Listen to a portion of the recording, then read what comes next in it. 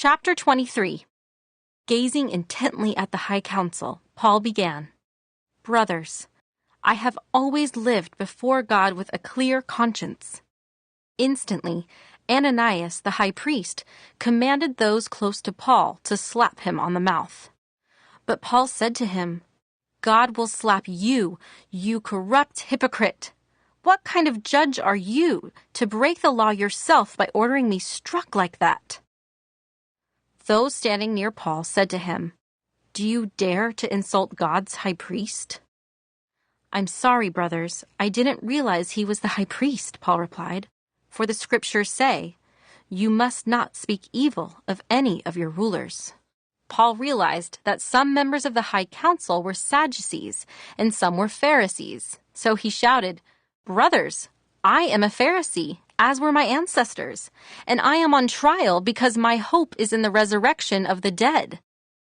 This divided the council, the Pharisees against the Sadducees. For the Sadducees say there is no resurrection or angels or spirits, but the Pharisees believe in all of these. So there was a great uproar. Some of the teachers of religious law who were Pharisees jumped up and began to argue forcefully. "We see nothing wrong with him," they shouted. "Perhaps a spirit or an angel spoke to him." As the conflict grew more violent, the commander was afraid they would tear Paul apart. So he ordered his soldiers to go and rescue him by force and take him back to the fortress. That night the Lord appeared to Paul and said, "Be encouraged, Paul. Just as you have been a witness to me here in Jerusalem, you must preach the good news in Rome as well." The next morning, a group of Jews got together and bound themselves with an oath not to eat or drink until they had killed Paul. There were more than 40 of them in the conspiracy.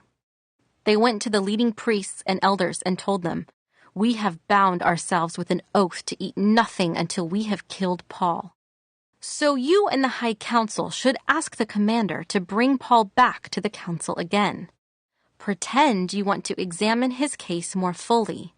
We will kill him on the way."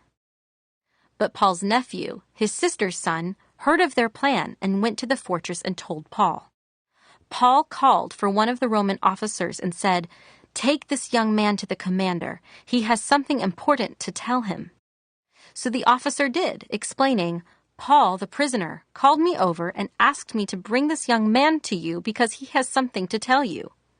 The commander took his hand, led him aside, and asked, "What is it you want to tell me?" Paul's nephew told him, "Some Jews are going to ask you to bring Paul before the high council tomorrow, pretending they want to get some more information. But don't do it.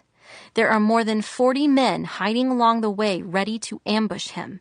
They have vowed not to eat or drink anything until they have killed him. They are ready now, just waiting for your consent. Don't let anyone know you told me this," the commander warned the young man. Then the commander called 2 of his officers and ordered, "Get 200 soldiers ready to leave for Caesarea at 9 o'clock tonight. Also, take 200 spearmen and 70 mounted troops. Provide horses for Paul to ride, and get him safely to Governor Felix." Then he wrote this letter to the governor. "From Claudius Lysias to His Excellency Governor Felix, greetings. This man was seized by some Jews, and they were about to kill him when I arrived with the troops. When I learned that he was a Roman citizen, I removed him to safety. Then I took him to their high council to try to learn the basis of the accusations against him.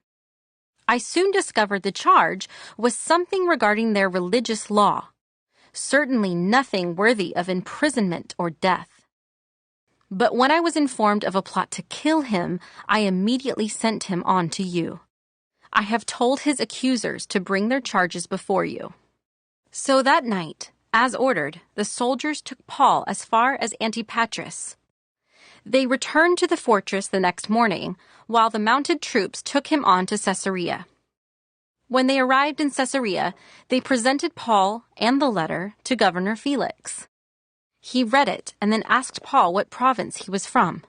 "Cilicia," Paul answered. "I will hear your case myself when your accusers arrive," the governor told him. Then the governor ordered him kept in the prison at Herod's headquarters.